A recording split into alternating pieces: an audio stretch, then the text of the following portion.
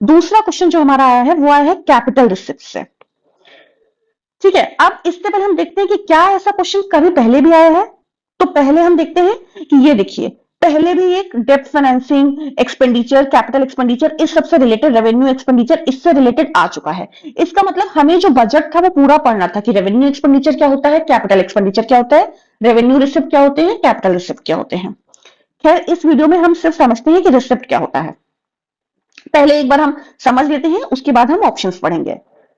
Receipt मतलब क्या होता है, इनकम। गवर्नमेंट को किसी प्रकार से कोई इनकम हो उसको हम रिसिप्ट बोलते हैं। रिसिप्ट मेनली हमारी दो टाइप्स की होती हैं, government capital receipt and revenue receipt.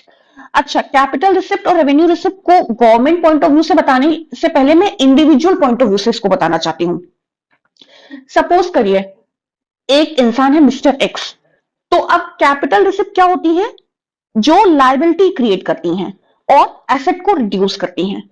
और इसका क्या है कि नॉन रिकरिंग इन नेचर होती है। मतलब यह है कि डे टू डे लाइफ में ऐसा नहीं है कि हमें इनकम कैपिटल रिसिप्ट के थ्रू आती है। जैसे मिस्टर एक्स हैं, सपोज उन्होंने उन्होंने बैंक से लोन लिया। ठीक है, अब कोई इंसान हर रोज तो बैंक से लोन लेगा नहीं। ठीक है, और बैंक से जो लोन लिया है वो लायबिलिटी को क्रिएट कर रहा है, तो हर रोज तो लेगा नहीं, हो सकता है उसने अपने लाइफ टाइम में 3 या 4 ही बार लोन लिया हो, इसीलिए नॉन रिकरिंग इन नेचर है। दूसरा इसका क्या है, रिड्यूस एसेट। अब मिस्टर एक्स हैं, उनको इनकम हुई, लेकिन कहां से हुई, मे बी उनका कोई घर या प्लॉट या कोई भी उनका एसेट या प्रॉपर्टी रही हो, उसको बेच के हुई हो, तो वो भी कोई रोज रोज तो बेचता नहीं है। तो ऐसी इनकम आपको हो जिससे आपकी लायबिलिटी कम हो और आपकी लायबिलिटी क्रिएट हो, सॉरी लायबिलिटी क्रिएट हो या एसेट रिड्यूस हो। अब हम पढ़ते हैं इसे गवर्नमेंट पॉइंट ऑफ व्यू से।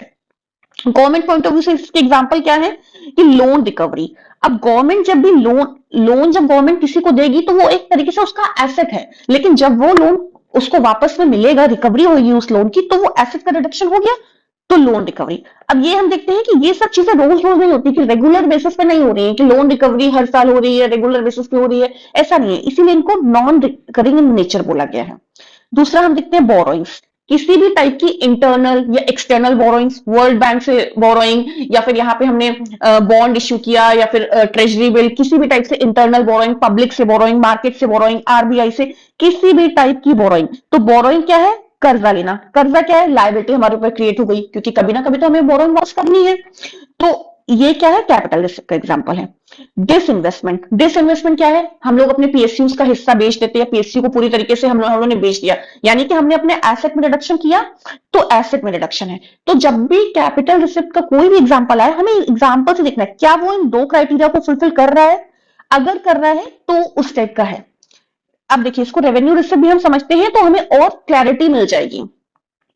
रेवेन्यू रिसिप्ट में क्या है, इसी का जस्ट अपोजिट होता है रेवेन्यू रिसिप्ट।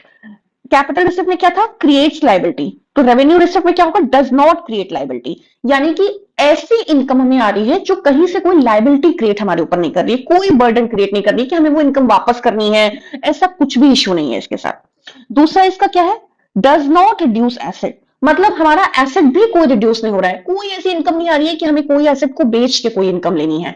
ठीक है, रिकरिंग इन नेचर होती है, मतलब ये रोजमर्रा के खर्चे वाली होती है, मतलब डेली। अब इसमें देखिए कैसा है, मान लीजिए कोई इंडिविजुअल है, तो उसकी रेवेन्यू रिसिप्ट क्या होगी, रिकरिंग इन नेचर। जैसे उसकी सैलरी, अब उसकी सैलरी आई, तो सैलरी उसकी ना तो लायबिलिटी को क्रिएट कर रही है, ना ही भाई हमने काम किया तो हमें पैसे मिले, रिकरिंग इन नेचर है, मतलब हर महीने सैलरी आएगी।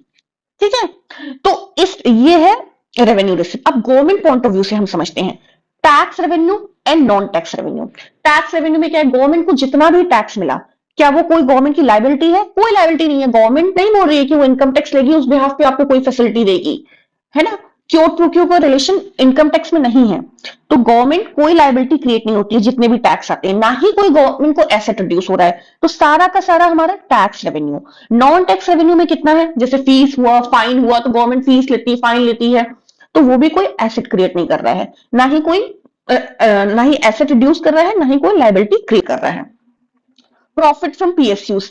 अब पीएसयू से जितना भी प्रॉफिट हो रहा है, तो वो भी क्या है, लायबिलिटी तो क्रिएट कर नहीं रहा है, ना ही हमने पीएसयू का डिसइन्वेस्टमेंट किया है जो हमारा पूरा पूरा पीएसयू खत्म हो जाएगा, है ना। वो तो किया नहीं कि हमने पीएसयू को बेचा है, जबकि डिसइन्वेस्टमेंट किसमें है, कैपिटल रिसिप्ट में है, लेकिन उसका प्रॉफिट किसमें है, रेवेन्यू रिसिप्ट में है। डिविडेंड्स, तो डिविडेंड्स जितने भी गवर्नमेंट ओन कंपनी से जो भी डिविडेंड, जो भी इनकम रिसीव हुई, जो भी डिविडेंड यानी कि प्रॉफिट रिसीव हुआ, वो भी किसमें आएगा? रेवेन्यू रिसिप्ट में। इंटरेस्ट रिसीव्ड, इंटरेस्ट रिसीव क्या है? जो भी गवर्नमेंट ने दूसरे स्टेट्स को इंटरेस्ट दिया या कुछ या फिर कहीं और पब्लिक में दिया, कुछ भी मतलब लोन दिया, तो उससे जो भी इंटरेस्ट रिसीव होगा वो किसमें आएगा? रेवेन्यू रिसिप्ट में। क्योंकि जो इंटरेस्ट आ रहा है वो कोई लायबिलिटी तो क्रिएट नहीं कर रहा है, ना ही एसेट को रिड्यूस कर रहा है, तो इंटरेस्ट रेगुलर बेसिस पे आएगा। क्योंकि इंटरेस्ट ऐसा तो है नहीं कि एक साल में एक बार आ गया फिर नहीं आएगा, रेगुलर बेसिस पे आएगा। चलिए हम आते हैं क्वेश्चन की तरफ। अब इसमें से consider the following statements. Capital receipts create a liability और cause a reduction in the asset of the government.